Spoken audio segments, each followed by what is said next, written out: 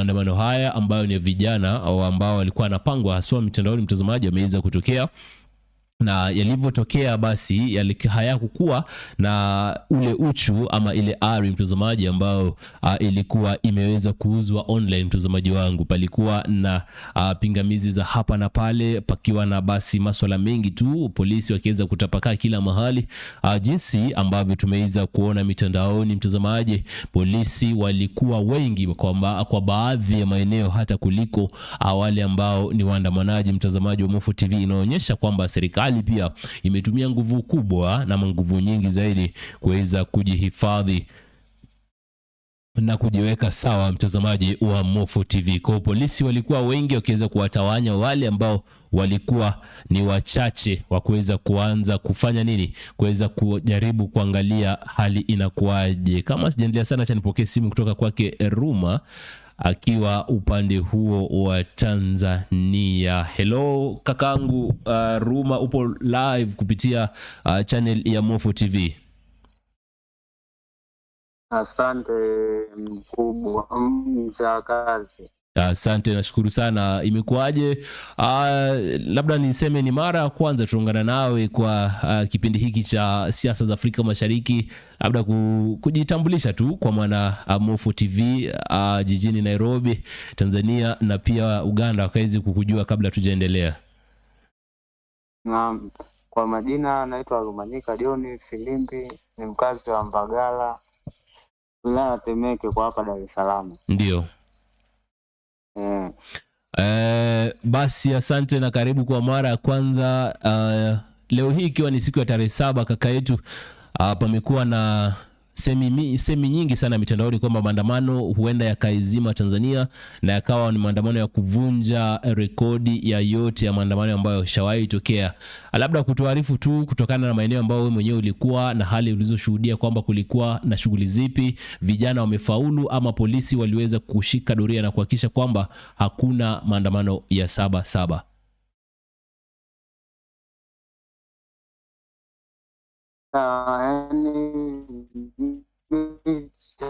Kukwambia tu kwa leo Jumanne tarehe nadhani anakatika kidogo, mtazamaji, wacha tumtafute tena tuweze kujua kama basi shida itakuwa ni network yake. Mtazamaji wangu huyu anatokea maeneo ya Temeke na alikuwa anatuweka live ama alikuwa anatuweka mubashara na jinsi ambavyo hali ilikuwa katika maeneo hayo ya Temeke, mtazamaji wetu wa Mufo TV. Sijampata, lakini wacha basi nikaweze kuchezea basi baadhi ya jumbe tu ambazo tulikuwa tunazifuatilia sana. Baadhi ya jumbe ambazo zilikuwa tunazifuatilia sana, mtazamaji. Nilikueleza kwamba ripoti zimejaa sana, na basi tutakuwa tunapokea simu, tutakuwa tunapokea bana ujumbe wako kwenye comment section, tutakuwa tunasoma basi vyote tuweze kujua. Wacha basi nikuchezee ripoti hapa, nikupe basi ripoti yetu ambayo imetoka maeneo yale mtazamaji wetu wa Mufo TV, na basi utakuwa unajua hali imekuwaje kama bado tunamsubiria bwana Ruma. Asante sana. Nilikuwa nasemea kwamba kwa Mwanza, mimi niko Mwanza. Mwanza is the second largest city here in Tanzania. Na hivyo ina population kubwa, lakini pia ina pilika nyingi za kibiashara kwa namna ambavyo tumezoea. Kwa hiyo kwa leo zile pilika zote zimesimama, huoni movement za magari mengi, huoni movement za public transport, huoni movement za private cars. Yani the only thing unaona ni hali ya polisi wengi na vyombo vya usafiri vya polisi ambavyo vinapiga doria, vina move huku na kule kuangalia hali ya kiusalama. Kwa hivyo hilo pia unajua kwa sisi wa Tanzania hatujazoea hivyo. Kwa hivyo hatujazoea yani kuona too many police around. Kwa hiyo pia ina scare watu, kwa wengi wamebaki nyumbani lakini pia tishio hili limefanya hata hali ya wanafunzi iwe ngumu kidogo. By professional mimi ni mwalimu.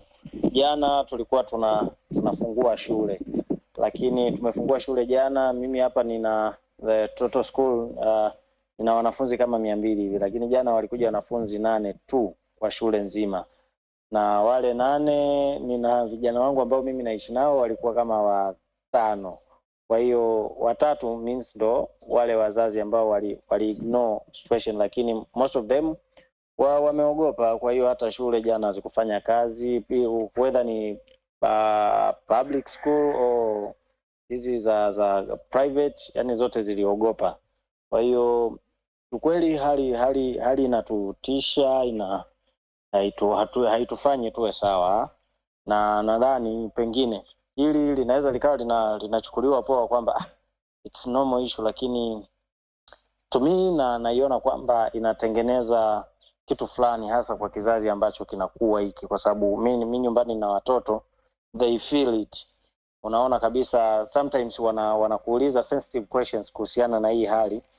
Kwa hiyo naona pengine kuna kizazi fulani tunachokitengeneza mbeleni kinaweza kuja kuwa challenging sana.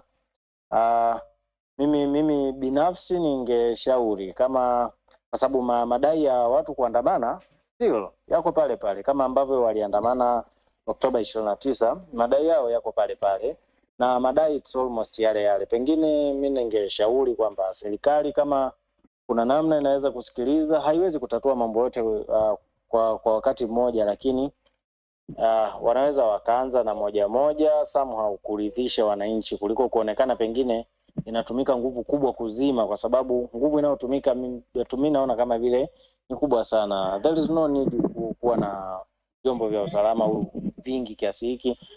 Mfano Mwanza, the day before yesterday kulikuwa pia na tukio kubwa hapa la kuna maduka ya wafanyabiashara wakubwa City Center hapa yaliungua. Kwa hiyo watu kichanganya yale majonzi ya juzi alafu kaongeza na hili sasa, yani sijui tunapitia katika hali gani, lakini hali ndivyo ilivyo, hali ya kiusalama. Tunashukuru pia kwa kuendelea kuimarisha usalama kama ambavyo waliahidi, lakini pengine there are better ways ya kutatua hii migogoro na kuwasaidia vijana. Mimi maoni yangu binafsi ni hayo.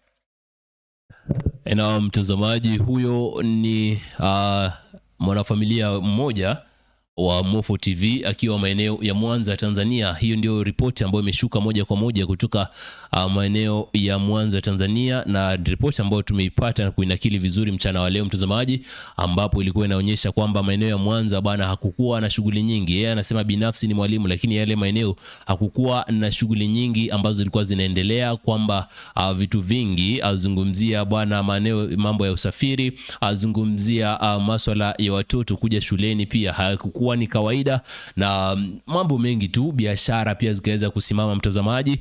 Kwa inaonyesha kwamba hali ilikuwa ni tete mtazamaji wangu, lakini kikubwa zaidi ndugu yetu hapa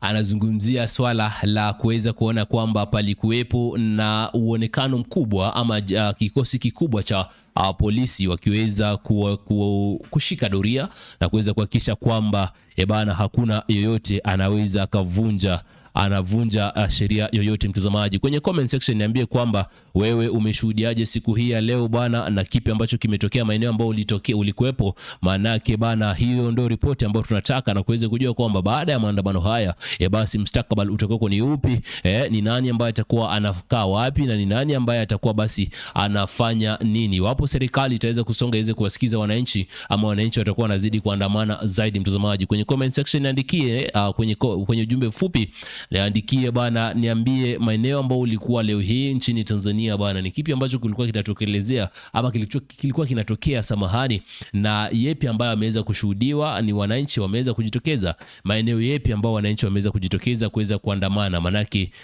jana jioni basi wengi walisema kwamba wangeanza jana usiku, lakini basi tunaona kwamba hapakukuwa na uwezo kama huo mtazamaji wa Mofo TV. Naam, tutakuwa tunarejea kwake mzee Ruma ambaye alikuwa anatupa moja kwa moja ya taarifa kutoka maeneo ya Temeke.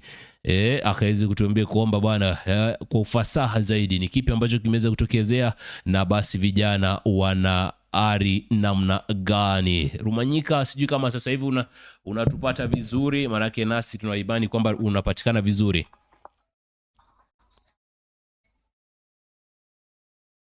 Hello. Halo.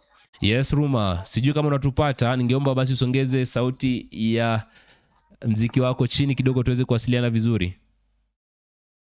Hapa nakusikia. Asante sana. Endelea mbele basi, ulikuwa unatupa kilichokuwa ulivyovishuhudia maeneo ya kule Temeke. Yaani mimi nilikuwa najiuliza kuwa leo tarehe 7 leo hali ya kiusalama iko mbali kabisa. Hamna maandamano yaliyofanyika wala kupangwa katika eneo letu. Ndio. Kwa hiyo shughuli za maendeleo zote ziliendelea vizuri. Maduka kwa kuliwa daladala kwa huko Kenya, si naita matatu zilikuwa zina vituo vya polisi funguliwa. Kiufupi tu shughuli nzima za kiuchumi zinaendelea vizuri bila tabu wala Unadhani kwamba huu ni usaliti kwa vijana wengine, kwamba labda walikuwa wamepanga maandamano, ama labda serikali imetumia nguvu kubwa zaidi kuweza kuhakikisha kwamba hapawezi kutokea maandamano katika maeneo haya?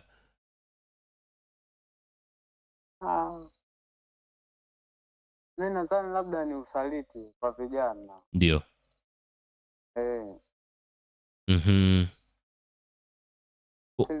Serikali sijaona kama ikitumia nguvu sana kuzuia. Ndio.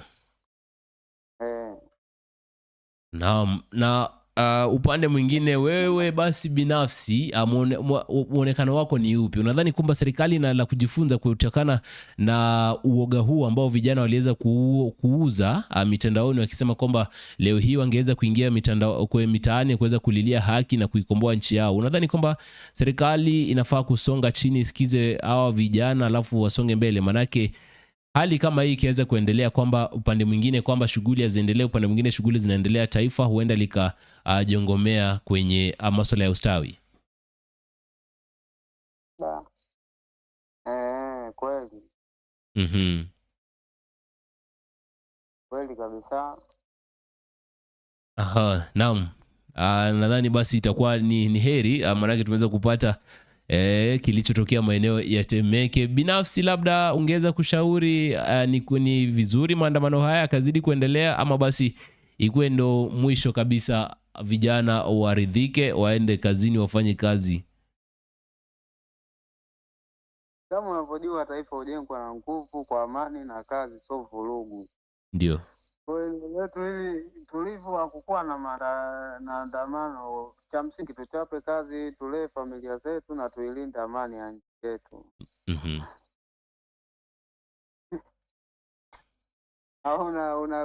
Unahisi labda tutakuwa auga sana?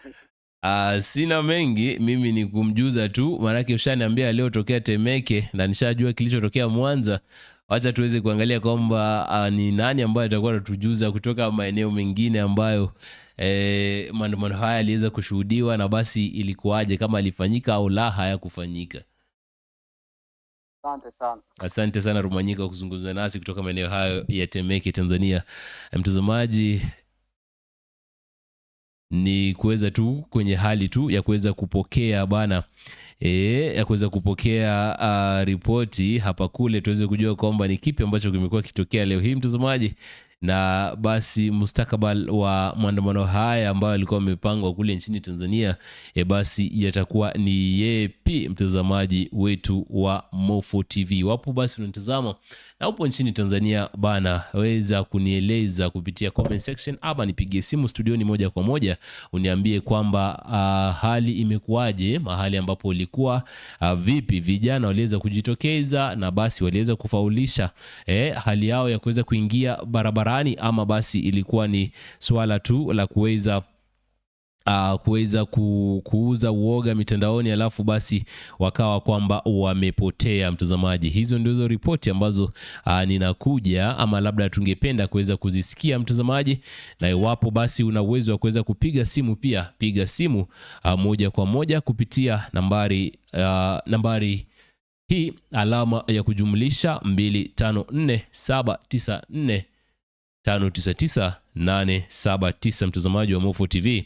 Unieleze kwamba hali hii ambayo imeweza kushuhudiwa kule nchini Tanzania itakuwa ni hali gani mtazamaji, na inakuwa inaashiria nini haswa kwenye siku zijazo. Nazidi kuangalia bana kama ripoti zinashuka hapa, tuweze kujua kwamba hali itakuwa inachukua mkondo upi mtazamaji wa Mofo TV. Wapo umeweza kushuhudia maandamano haya, nafasi sana kwako bana, nafasi sana kwako uweze kuniarifu basi mustakabali wa maandamano haya utakuwa ni upi, nami nitakuwa nafurahia sana kuweza kupata ripoti hizo, tukijua kwamba bana tutakuwa tunaangalia maandamano haya kwenye nafasi gani kwenye siku zijazo mtazamaji wetu wa Mofo TV. Achia ujumbe kwenye comment section uweze kunieleza kwamba tutakuwa tunaangalia Tanzania kivipi, kipi ambacho kimetokea siku hii ya leo.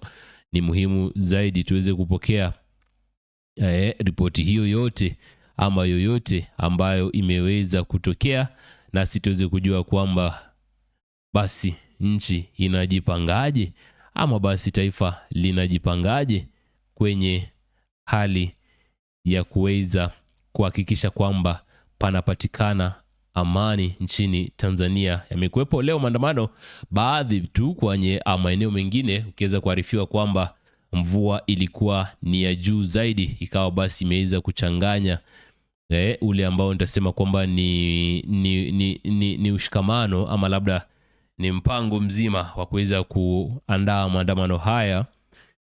Na pia upande wa pili nadhani kwamba swala la internet basi halikuachwa, manake wengi zaidi ambao labda ni watumiaji wa mitandao na hasa mtandao wa TikTok basi wamepata ugumu zaidi wa kuweza kuwashirikiana na kuweza kujulishana kwamba kipi ambacho kilikuwa kinaendelea. Kwa nasi tuko hapa bwana kuhakikisha kwamba liwe liwalo bwana, nasi lazima tujue kwamba iwapo ulikuwa katika mtaa mmoja huko kwingine, basi ni kipi ambacho kilikuwa kinaendelea mtazamaji wetu.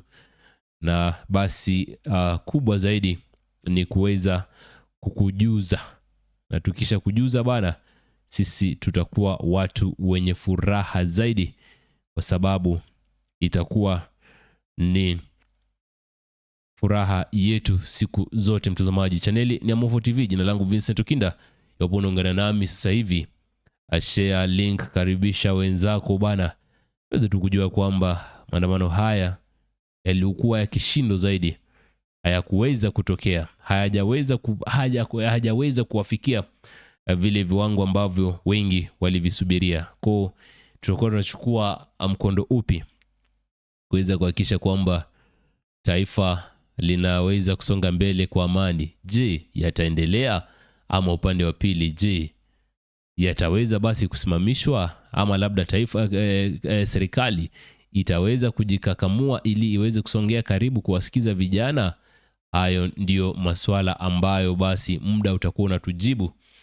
Azidi kupiga mbizi hapa pale bana, nikiweza kuangalia maswala haya ama watu ambao wako katika ubora wao wa kuweza kutupa ripoti ya maswala yaliyotokea, na situzi kujua kwamba mwisho wa siku basi kutakuwa unachukua mkondo upi mtazamaji wa Mofo TV.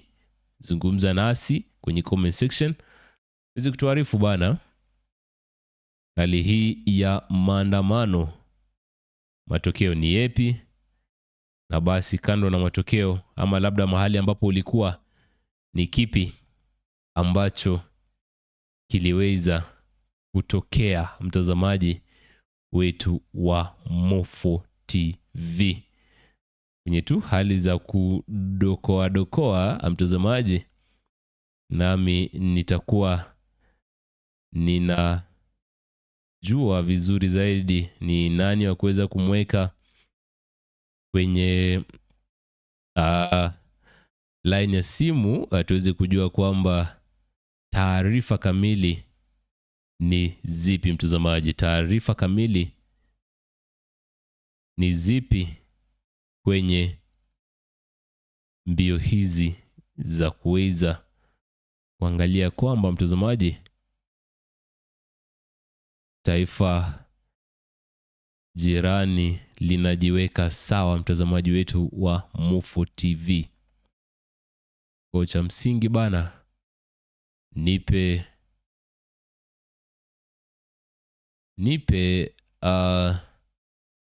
ripoti yako iwapo ulikuwa upande wa pili, kabla sijaweza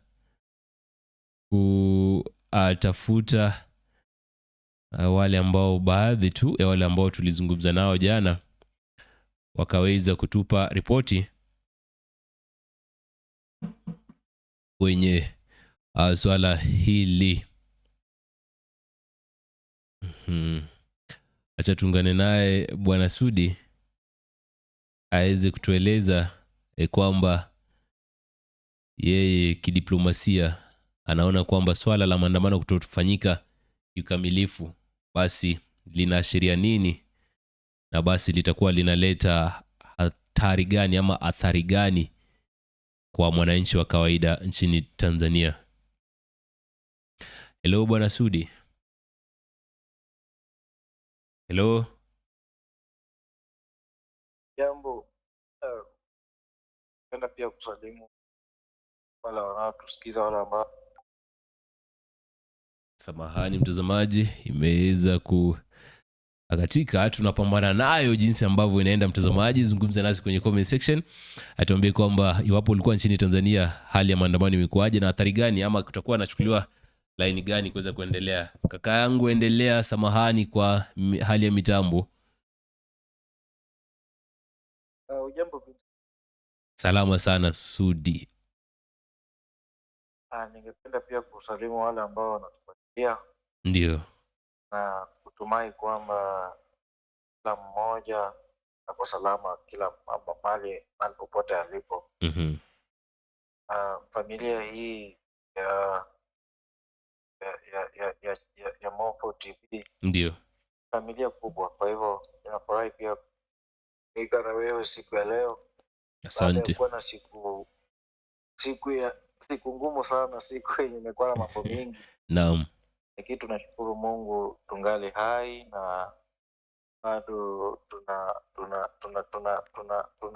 ile tunaita tumaini la kwamba kesho tutakuwa na kesho njema bila shaka kwenye nchi zetu hapa barani Afrika. Umeuliza swali, nikienda direct kwa swala ambayo umeuliza, ndio kwamba naona vipi maandamano kutofanyika kikamilifu, na labda naweza sema yepi kuhusu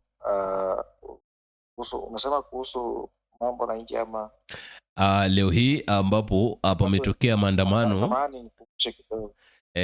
Pale pamekuwa na siku ya maandamano nchini Tanzania, na wengi ambao ni wa Tanzania basi hawajaweza kuona kama siku ambayo ilikuwa imetarajiwa sana ya Sabasaba imeweza kufika na kuweza kuadia jinsi ambavyo walitarajia. Kwa polisi walionekana na waandamanaji wengi hawakupata nafasi ya kuandamana, manake waliweza kufungiwa.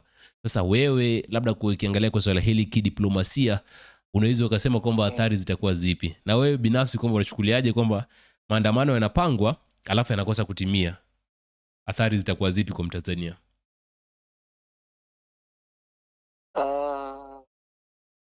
Hili wacha nikwambie, swala hili ni swala la uchungu sana kwa nchi yoyote ile, na ni swala hatari sana kwa maisha ya mwananchi yoyote ile katika nchi yoyote ile, na ni swala ambalo linaua hadi kizazi kijacho. Ni swala ambalo linaua maendeleo ya nchi, ni swala ambalo linaua hadi, unajua sasa tunapoongelea maendeleo ya nchi si uchumi tu, ndio tunaongelea uchumi kwa jumla, tunaongelea kisiasa, nchi imefikia wapi kisiasa, tunaongelea kisosiolojia, nchi watu wanatangamana kivipi, mambo unaona sasa. Ndio. Kwa swala hili la viongozi wetu ama la marais kuhakikisha kwamba wananchi hawaandamani, swala ambalo kweli swala mbaya sana, na ni jambo ambalo linaenda kuua siasa ama linaenda kuua ama tuseme linaenda kuua future ya nchi, both politically, economically and socially. Kuna tu njia moja ambayo mwananchi anapata fursa ya kujieleza yeye mwenyewe moja kwa moja Ndio. kwa serikali, na hiyo njia ni maandamano peke yake. Hiyo ndio njia ambayo mwananchi anayo pekee tu ya kujieleza kwa serikali. Kuna silaha moja ambayo mwananchi ako nayo dhidi ya uongozi mbaya, dhidi ya mabaya ya nchi, na hiyo silaha ni maandamano peke yake. Kwa hivyo unapopata viongozi wanazuia wananchi kuandamana, inamaanisha kwamba hawa wananchi hawana uwezo wa kujitetea ama hawana silaha ya kujitetea kwa maovu ya nchi, unaona. Kwa hivyo Vincent, kusema kweli ni jambo ambalo limenikera, ni jambo ambalo nimeona kule Tanzania mapolisi walikuwa niliona mapolisi ni wengi kuliko wananchi. Leo hii nimeshangaa, nikaanza nikajiuliza, kwani Tanzania mapolisi huwa wengi sana kuliko wananchi ama yaani wamekuwa wengi kila mahali, tapakaa kila mahali. In fact nikaona ni kama kumekuwa na maandamano ya mapolisi kule Tanzania, kwa sababu hao ndio walikuwa wamejaa barabarani wengi. Kwa hivyo mimi sijafurahishwa na hilo jambo. Unajua katiba inapopea mwananchi fursa ya kuandamana, najua kwamba mwananchi anafaa kujieleza kamilifu directly ama kwa serikali ambayo imekalia wakati huo. Kwa hivyo katiba ama wale ambao waliweka katiba ama wale ambao si ati wale ambao, unajua katiba ndio ikuwe katiba, lazima wananchi wapitisha. Kwa hivyo wananchi wanapopitisha katiba na kupitisha ndani ya katiba ya kwamba wananchi waruhusiwe kuandamana, wanajua kwamba hiyo ndio njia pekee wanajieleza kwa serikali. Na serikali inapozuia wananchi kujieleza kwao, huo ni uongozi mmoja tu, na huo uongozi dikteta. Kwa hivyo tukubali tukatae, nchini Tanzania kuna yule uongozi wa dikteta. Hiyo ndio kitu ambacho nimeona leo, kitu ambacho nafaa tukubaliane nayo, kwa Tanzania tumegundua kwamba wana uongozi wa dikteta. Kwa sababu gani? Wananchi hawana fursa ya kujieleza kiukamilifu moja kwa moja hadi kwa serikali. Kwa hivyo Vincent, maisha ya pale usoni sioni kabisa, sioni katika nchi ya Tanzania, na ni jambo ambalo limeuma sana, kwa sababu unapata kwamba kuna wale vijana wangependa kuwa viongozi baadaye, na wale vijana wanatamani kuongoza nchi baadaye, lakini sasa hawa vijana wanapozuiwa kujieleza kiukamilifu kwa serikali, unapata kwamba wanaishi wanaishi yale maisha ya uoga, unaona. Wanaishi yale maisha ya kutojua, kwa sababu kuandamana, kujieleza, kuongea, kupata sauti, unajua huyu anaweza kuwa kiongozi wa kesho. Huyu Samia, huyu Rais Samia, ina uhakika kabisa maisha yake pale nyuma aliweza kupata fursa kujieleza, aliweza kupata fursa ya kuongea, aliweza kupata fursa, ndio watu wanaona huyu ana uwezo wa kuwa kiongozi, huyu kiongozi wa kesho, unaona. Ndio maana leo rais, kama Samia angepewa hiyo fursa ya kujieleza hapo nyuma, leo hii angekuwa rais. Leo hii angekuwa tu mwanamke tu fulani wa kupika tu gari kule, kupika chakula kule, mwanamke asiyejulikana kabisa. Kwa hivyo mimi ni jambo ambalo limenikera, na si Tanzania tu pekee yake, tumeona Kenya barabarani. Mimi leo nimezunguka sana na Nairobi, Thika, pale Thika nikapata pale Ruiru wamefunga barabara, kuja Githurai pale wakawa wamefunga barabara, wanasema urudi kwenye umetoka ama utafuta alternative way yenye haiendi kule town, unaona. Kwa sababu tumefunga karibu barabara zote ambazo zinaenda town, na wewe utakubaliana ni kwamba hapa Kenya vijana ni kama hawako na ile tamaa ya kuandamana leo, ama hawako na ile lengo la kuandamana leo. Kwa hivyo unapata hawa maskari wamesimamisha nchi, wamesimamisha jiji, wamesimamisha shughuli zote bure tu, yani bila sababu kabisa, unaona. Kwa hivyo maisha pale mbele na maisha leo hayafurahishi kabisa, na nchi zetu zinaenda kuwa nchi za ajabu, zinaenda kuwa nchi za viongozi kusema hivi ni hivi, viongozi wakisema right, wakisema ni left, ambapo huo ni uongozi mbaya sana. Safi. Na upande wa pili Sudi, naweza kuuliza kwamba unaonaje basi kwenye swala la Tanzania kuweza kukua na siku ya maandamano lakini basi halijaweza kufaulu? Unadhani kwamba utakuwa ni mwamko wa mwendelezo wa maandamano mengi ambao labda huenda tukashuhudia, ama vijana wanaweza wakapoa, Samia akawaambia kwamba acha tukae chini tuzungumze basi mambo mengine? Maanake vilio vyao ni vingi, vilio vya katiba, vilio vya Lissu waachiliwe, vilio vya uongozi mbaya, na vilio vya masuala kama utekaji nyara. Unaweza ukachukulia swala hili kama labda kufeli kutokea leo kwenye mitaa utaweza kuwaumiza sana vijana wa Tanzania? Kufeli kwa leo kwa kujitokeza kwenye maandamano leo hii kunaenda kuumiza sana vijana wa Tanzania, si vijana tu, wananchi wa Tanzania kwa jumla, kwa sababu jambo hilo Vincent, psychologically ama tuseme literally kiangalia vizuri vinaenda kumpea Samia nguvu sana ya kufanya jinsi apendavyo, unaona. Nimekuwa nikifuatilia uongozi wa Samia tangu achukue uongozi kutoka kwa hayati Rais Magufuli aliyetoaja na roho yake endelee kulala mahali peponi.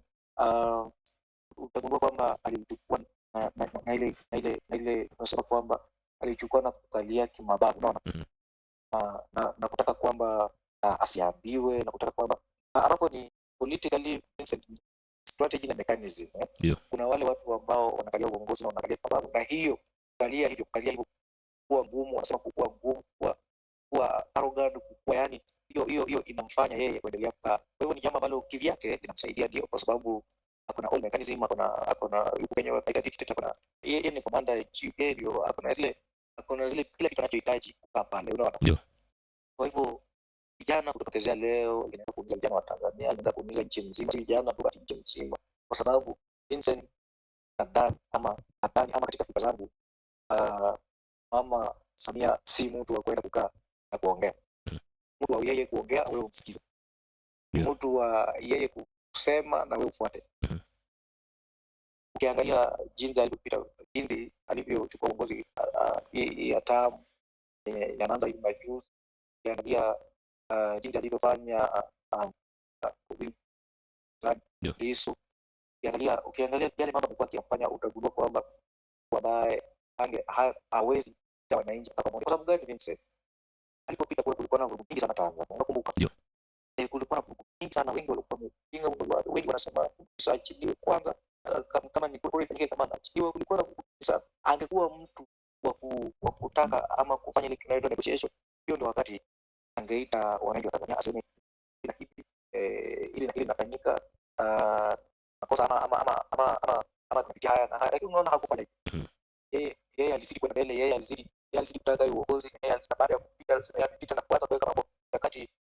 Unaona sasa, huyo ni mtu mwenye uwezo sema siku moja atarudi tena, na kama ili jambo ama maandamano leo imepeli Vincent imepea nguvu sana ya kuendelea sasa kufanya vile anataka, unaona. Upande mwingine Sudi, labda swali la mwisho, sijui labda iwe bado ni funzo kwa Tanzania kwamba iwapo wataweza kulitaja swala la maandamano waweze kujitokeza, ama manake naona hapo mtu kwenye comment section anasema kwamba watu basi wamefeli. Kuna wani vijana wamefeli kutangaza maandamano mitandaoni, lakini hawajaweza kuingia. Basi unadhani kwamba wana kila la kujifunza kutoka kwa vijana wa Kenya? Manake joto lilikuwepo la kuweza kuonyesha kwamba tunajitoa kwa sababu ya maandamano haya, tunaweza kuenda kupambania haki yetu, lakini leo hii basi ujio wa maaskari na vikosi vya usalama mitaani vimeweza basi kuwazuia Watanzania kutoweza kuandamana. Unadhani kwamba kila Mtanzania bado ana kila la kujifunza kwa Wakenya, ama basi ndo kabisa waachane na maandamano kwamba hawawezi kabisa? Itakuwa baya kusema kwamba hawawezi kabisa waachane. Unajua ni vizuri ku keep on trying. Unaona? Nimekuwa nikifuatilia historia ya Sabasaba leo hapa nchini Kenya. Na kando na kufuatilia historia, nikawa ninakaa na wazee fulani wenye walipitia maisha ya Sabasaba ama hiyo Sabasaba wa affected directly. Na wamenipigia story nyingi sana na ilikuwa very interesting. Kwa hivyo nasema ni kwamba maandamano si kitu tu ya kuamka asubuhi moja na kuanza hivyo, ama kuamka tu mwaka mmoja ama siku moja ikashika. Unaona, kitu ambacho unajaribu ndio inafeli, lakini ndio kwamba Sabasaba lakini Kenya Matiba walijaribu kama inafeli, wanajaribu ndio wakawa wamesukuma sana na uongozi wa hayati Moi wakati huo walijaribu sana. Lakini ifikie mahali sasa maandamano Kenya inazidi kushika moto, ni kwamba nimekuwa jambo la kujaribu mpaka leo hii, jambo ambalo limekomaa. Unaona, wakati huo wakina Kenneth Matiba utapata akina James Orengo walikuwa vijana wadogo, akina Raila Amolo Odinga walikuwa vijana wadogo, na wakasoma kutoka kwa Kenneth Matiba. Wao wamekuja, Raila alikuja naye pia akaendeleza ile mtindo wa maandamano. Kwanza haikuwa kwenye katiba. Unaona, wakasukuma mpaka ikapata ni katiba, toa ruhusa ikawekwa kwamba watu pale katikati kwa 7 kwamba watu wana ruhusa ya kuandamana nchini. Unaona, hivyo mpaka imefika mahali penye sasa jinsi wa Kenya wamelanda kutoka kwa Raila. Nadhani jambo ambalo alitufunza tu sana kama jana wa Kenya ni kwamba usiogope, usio watu wa kuogopa. Na jambo ambalo naye Kenneth Matiba alifunza Raila ni kwamba forward ever, backward never. Hiyo ilikuwa slogan yake, forward ever, backward never. Kwenda mbele, hakuna kurudi nyuma. Unaona, hata tukianguka tuamke tena tuendelee. Kwa hivyo nitaambia nini kwa nini Tanzania? Kwa leo hii huenda tumefeli, lakini kuna kesho na kuna tumaini. Wazidi kwa tumaini kwamba tunaendelea kusoma, tunaendelea kujua, tunaendelea kufanya, tunaendelea kujua kwamba nje ikifungwa unaweza kupitia nje nyingine. Kwa hivyo pole tu, wasikupe moyo, wajue kwamba usiku ambapo jambo la wananchi kujieleza kamilifu kwa serikali siku moja tatimia. Serikali ambayo itakuwa hiyo wakati huwa wakati itawasikiza na watafanya vile wananchi watakuwa wanataka, na wanajua kwamba hata katiba yao pia itakuja siku moja kuandika kwa katiba ambayo inajali sana wananchi wa Tanzania. Sudi, wacha niangalie hapa kwenye comment kabla sijaweza kuachia, manake nimeona kitu ambacho binafsi nahisi kwamba kinaleta hisia tofauti na linakuwa ni swala lingine. Hapa kwenye comment section kuna mtu ambaye anasema kwamba Theroho, acha nisome ilivyo, anasema kwamba mimi nashangaa Heche, God bless Lema, Boniai, mchungaji Msigwa, Mnyika, Golugwa na viongozi wa Chadema na wanaharakati hawakutoka kuandamana. Hivi walitaka nani aandamane? Alafu achana na hiyo nyingine. Hivi nakuuliza kwamba kuna wakati nchini Kenya maandamano yamepangwa, ajenzi wamepanga maandamano bila ya msaada wa vinara wa upinzani. Zungumzia Raila Amolo Odinga enzi za uhai wake na viongozi wengine wa upinzani, na wakaweza kulifanikisha kuwa na maandamano makubwa zaidi ambayo hata Raila nadhani ambaye alikuwa amefanya utetezi mwingi sana wa wananchi hakuweza kuwafikia. na ilikuwa ni mwaka 2024. Waliweza kufanya maandamano haya na wakahitimisha lengo na kuweza kuhakikisha kwamba mswada wa 2024 hauwezi upasishwi kwenye bunge. Nchini Tanzania, anavyosema hapa mmoja wa mashabiki ambao wanatufuatilia, unaona kwamba ni vizuri viongozi wa upinzani, ambapo kumbuka kwamba chama cha Chadema kilifungiwa kwa takriban miezi 9 kwenye swala la kujihusisha na mambo ya kuweza ya kisiasa kwa takriban miezi 9 nadhani, wakaweza kufungiwa kutokujihusisha na masuala ya kisiasa. Wamerejeshewa leseni ya kuweza kuhudumu juzi na wameweza kurejea kwenye zile operation zao. Ni vizuri viongozi wa upinzani ambao pia kifedha hawapo salama, maana nimeona Heche ambaye ndiye naibu wa kiongozi wa Chadema akiweza kuchangisha kwenye mikutano mingi tu ya fedha kidogo za kuweza kustiri uendelezo wa chama. Unadhani hii safari inahitajia viongozi wa upinzani kuweza kujihusisha samahani, ama ni vizuri vijana wasimame kivyao? Manake wanaweza kujihusisha, lakini angalia athari za kule nchini Uganda, angalia athari za mahali alipo Lissu na baadhi ya mataifa mengi ambapo viongozi wa upinzani wameweza kukamatwa. Unadhani ni vizuri viongozi wa upinzani kukaa kando ama waingie kwenye nguvu moja wasaidie vijana kulikomboa taifa? Mimi kusema kweli, ndio, maandamano yoyote ambayo yanachangiwa na viongozi wa upinzani huwa yanageuka kuwa si maandamano, bali yanageuka kuwa vita ya upinzani dhidi ya serikali. Ndio. Kwa hivyo serikali kwa upande wake inahisi kwamba haya maandamano si, kwa vile huwa tunasema kwa kimombo ya kwamba haya maandamano si genuine. Ni force fulani kutoka mahali fulani, kutoka kwa watu fulani kwenye interest fulani, unaona? Kwa hivyo unapata kwamba serikali inakuwa inahisi kwamba wako threatened, yani si tu maandamano bali fikra za watu wengine na ni ambao wako na interest zao wapigani huwa kwamba waondoe serikali iliyoko, wao wachukue hapa ama wapate nafasi ya kuingia kwenye serikali, unaona?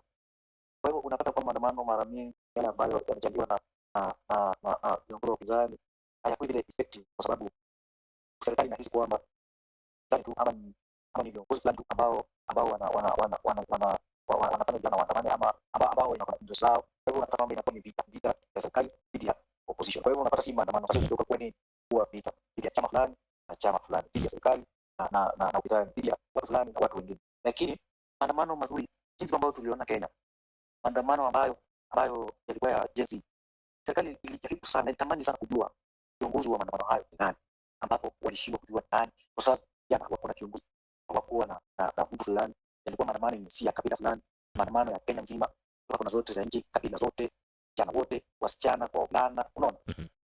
Kwa hivyo yakawa yana nguvu sana. Kwa next ya vijana kwenye bunge yalikuwa maandamano ni nguvu sana, kwa sababu serikali ilishindwa kujua hata wakishika watashika nani. Kwa mara nyingi serikali ikijua haya maandamano ya sponsor ama ni msukumo wa kiongozi wa upinzani, wanaendea ule kiongozi wa upinzani wanashika yeye wanaweka ndani.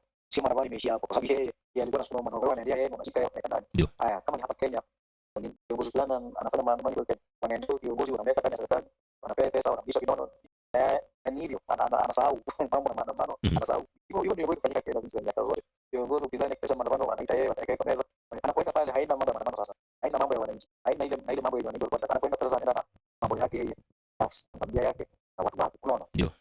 Kwa hivyo maandamano mzuri yale ya wananchi wenyewe, bila kuwa na msukumo kutoka chama fulani ama kuwa na msukumo kutoka watu fulani ama viongozi fulani, wao wenyewe wakijitokeza na wajitokeze na sauti moja. Jana nilikuwa nakwambia Vincent, na hata na nikashukuru kuna ndugu yetu aliyeongea mara kwanza kabla yangu, alisema kwamba hakuna power ama hakuna nguvu ambayo inashinda nguvu ya wananchi wa kawaida nje yote. Ni kweli wananchi wakiungana na waseme sauti moja.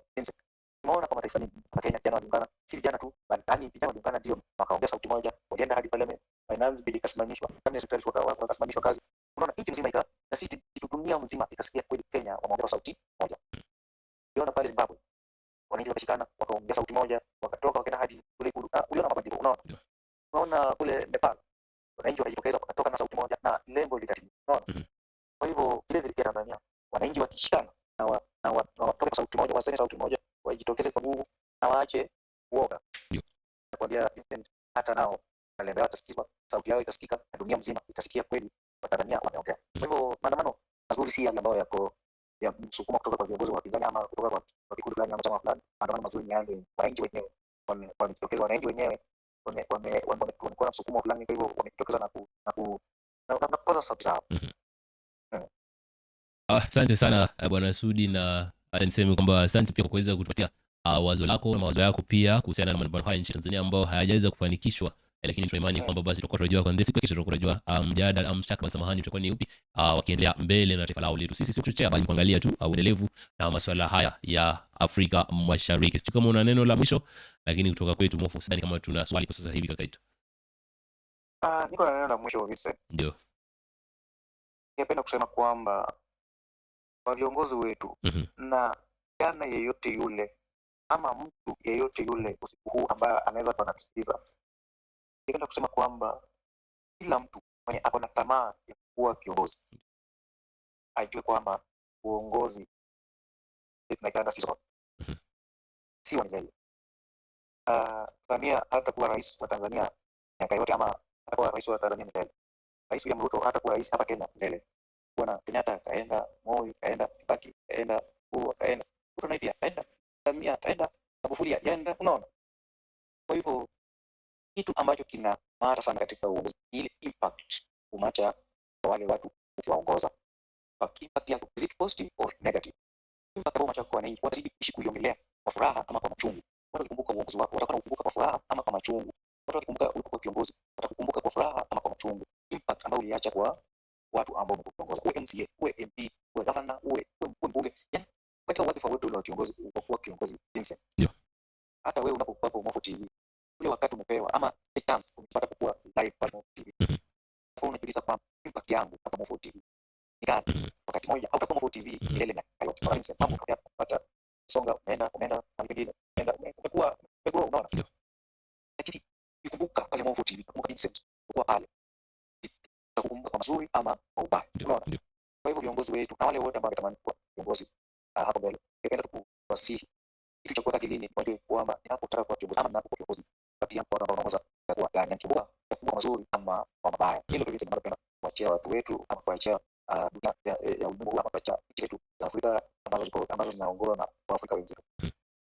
Asante sana Kevin Sudi Muruka, kiongozi katika swala la vijana chama cha ODM, mtazamaji wetu ambaye amekuwa akizungumza nasi. Tujivunie kwa muda wako na tunafurahi kibagizo chako kwamba kama mahali ambapo unakuwa ufanyacho, jiulize bwana unachangia vipi ukwaje ama labda utakuwaje kwenye siku zijazo, utakuwa kama mharibifu ama mjenzi. Nimefurahia sana hilo kaka yetu. Asante kwa muda wako na kuzungumza nasi. Asante. Mtazamaji wa Mofu TV, wacha niseme kwamba basi imekuwa ni heri kuweza kupokea labda analysis hiyo kutoka kwake Kevin Sudi Muruka ambaye amezungumza nasi kwa fasaha zaidi. Mtazamaji aweza kueleza upande wake bana analichukulia swala hili la vijana nchini Tanzania kufaulu, alaia ameweza kuzungumzia mambo mengi tu ambayo yanahusiana na swala la vijana. Akakumbusha bana uongozi ni kwa muda hapo, chochote ambacho tutafanya kwenye angazo tulioko ni vema na ni dhahiri shahiri kwamba uweze kutilia maanani mtazamaji. Nadhani kwa upande pili itakuwa bado inasumbua maana sijaona wengi sana ambao labda ni wanangu wakiweza kuinua mkono. Kwa nadhani kwamba tutakuwa tunazidi kuandaa ripoti hii na bila shaka tutakuwa unapata siku ya Alhamisi au siku ya Ijumaa mtazamaji. Basi yote ambayo yalikuwa yametokea utakuwa unapata kiukamilifu na kuweza kujua jinsi ambavyo taifa letu jirani la Tanzania litakuwa linaendelea. Mtazamaji wangu, nadhani kwa leo tutafunganya vyangu virabu niweze kushuka, lakini usisahau kusubscribe kwa channel ya Mofu TV, zidi kushare kwa bisho zako bana, au tuweze kukaa pamoja. Kabla tuondoka wacha basi nikujuze tu mawili matatu kuhusiana na masuala ya michezo mtazamaji wangu, na ni kwamba jioni hii leo jana baada ya kuweza kupigwa swala la World Cup tu kupigwa kwa goli 1-0, azungumzia Ureno baada ya kuweza kupigwa goli 1-0 dhidi wakizana na Hispania mtazamaji.